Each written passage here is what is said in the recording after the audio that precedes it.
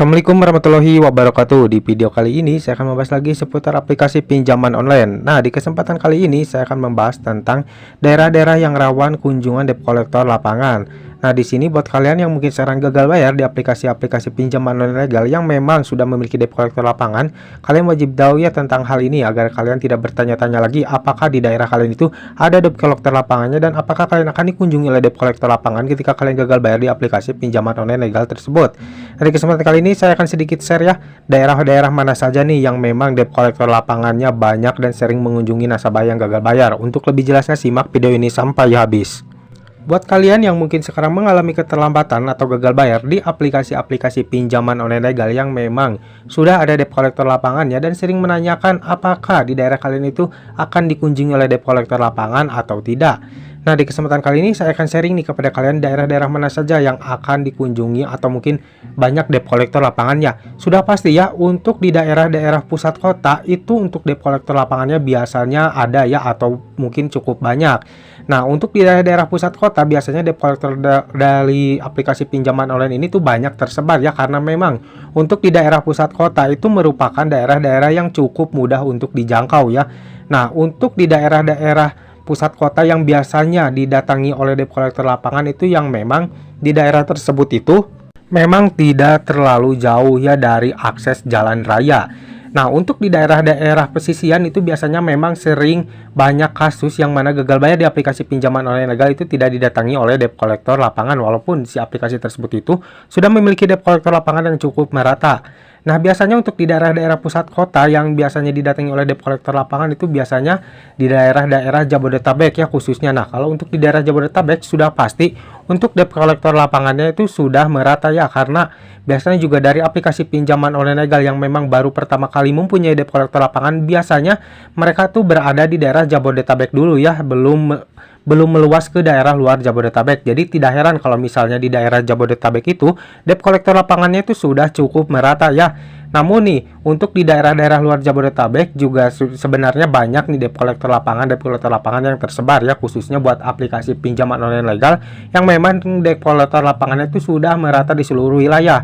Dan di daerah-daerah luar Jabodetabek itu juga sama ya, untuk debt collector lapangannya itu biasanya tersebar di pusat-pusat kota besar ya. Kalau misalkan di daerah Bandung pasti di pusat kotanya itu sudah banyak debt collector lapangannya. Apalagi nih misalkan ya di daerah tersebut itu banyak nasabah-nasabah juga yang mengalami keterlambatan atau gagal bayar. Sudah dipastikan untuk debt collector lapangan itu akan datang ke rumah nasabah yang mengalami keterlambatan atau gagal bayar tersebut. Karena biasanya mereka juga tidak datang hanya ke satu orang atau mungkin ke satu rumah nasabah yang gagal bayar saja. Jikalau di daerah tersebut itu banyak nasabah-nasabah yang mengalami keterlambatan atau gagal bayar, biasanya mereka akan mengunjunginya satu-satu ya. Jadi sudah pasti di daerah-daerah pusat kota itu bukan hanya memang daerahnya yang terjangkau, tapi faktor dari banyaknya nasabah yang gagal bayar juga itu menguatkan bahwasannya debt collector lapangan itu pasti ada dan pasti akan mengunjungi rumah nasabah tersebut. Lalu bagaimana nih Bang di daerah-daerah pesisian? Nah, untuk di daerah-daerah pesisian itu jarang banget ada debt collector lapangannya. Maka nih, ada juga yang sudah mengalami keterlambatan atau gagal bayar di salah satu aplikasi pinjaman online legal yang cukup besar dan bahkan untuk debt collector lapangannya itu sudah merata ya. Namun si nasabah tersebut itu tuh tidak pernah didatangi oleh si debt collector lapangan dari aplikasi tersebut.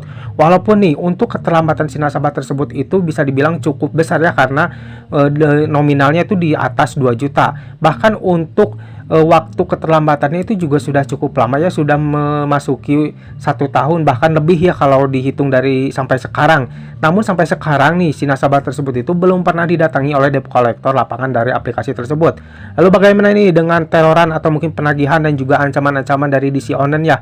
Untuk penagihan-penagihannya sudah pasti ya ada, namun makin lama untuk si penagihan-penagihan tersebut itu lambat laun juga tidak akan terus-terusan ada ya. Jadi lambat laun pasti akan berhenti dengan sendirinya. Kalau mungkin awal-awalnya masih di bawah 3 bulan 4 bulan itu dari penagihan-penagihannya cukup rajin dan juga cukup gencar. Mereka juga sering mengirimkan kayak ancaman-ancaman bahwasanya mereka akan mengunjungi rumah nasabah tersebut. Namun Tidak pernah sekalipun si debt collector lapangan itu benar-benar datang ke si rumah nasabah tersebut, karena memang untuk wilayahnya itu berada di pesisian yang mana jauh dari pusat kota. Mungkin untuk daerah-daerah tersebut itu memang kurang terjangkau oleh debt collector lapangan tersebut. Apalagi mungkin untuk jumlah nasabah yang gagal bayar di daerah tersebut itu memang tidak ada ya. Misalkan cuman ada satu aja, pasti debt collector lapangan tersebut itu tidak akan pernah datang ya, karena memang untuk lokasinya juga jauh. Nah, jadi sudah cukup jelas ya bahwasanya untuk daerah-daerah rawan yang banyak debt collector lapangannya itu sudah pasti di daerah-daerah yang mana daerah tersebut adalah daerah pusat kota, atau mungkin di daerah-daerah perkotaan yang memang dekat dengan akses jalan raya, itu sudah pasti debt collector lapangannya ada ya. Namun ini video ini dikhususkan buat aplikasi-aplikasi pinjaman online legal yang memang sudah memiliki debt collector lapangan nih.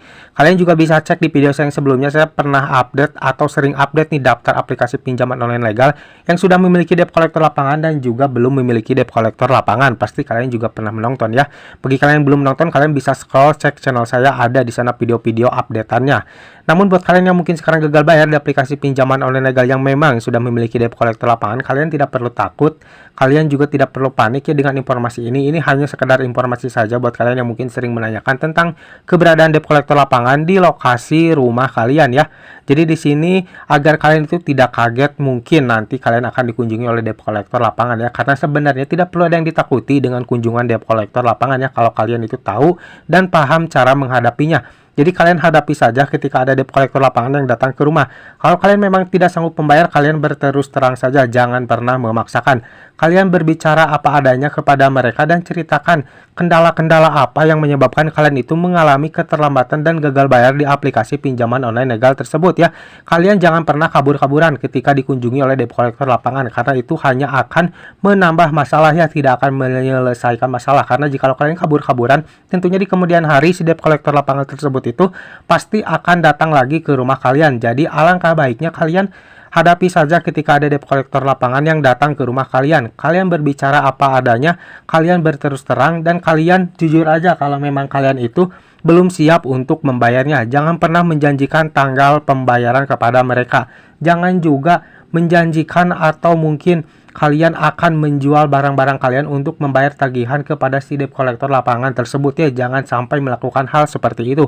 Kalau memang sudah tidak sanggup, jangan pernah membayarnya, jangan pernah memaksakan. Satu hal lagi yang paling penting, kalian juga jangan pernah memberikan uang pembayaran kalian langsung secara tunai kepada debt collector lapangan tersebut. Apalagi jikalau ada mungkin yang meminta barang-barang kalian, kalian juga jangan pernah memberikan barang-barang tersebut kepada si debt collector lapangan tersebut ya, karena itu ditakutkan nantinya mungkin tagihan kalian masih ada di aplikasi ya ketika kalian sudah membayar kepada mereka. Jadi jikalau kalian memang berniat untuk membayar, alangkah baiknya kalian lakukan saja pembayaran secara online atau mungkin melalui aplikasi ya. Jangan pernah membayar langsung kepada si debt collector lapangannya, karena untuk masalah pinjaman online, untuk pembayaran tagihan kalian itu tidak diwajibkan membayar secara offline atau tunai. Kalian harus melakukan pembayaran secara online melalui aplikasi ataupun virtual account. Semoga video ini bermanfaat buat kalian. Jangan lupa like dan juga share ke teman-teman kalian, dan tetap dukung channel ini agar semakin berkembang dengan cara klik subscribe di bawah. Sampai jumpa di video selanjutnya. Assalamualaikum warahmatullahi wabarakatuh.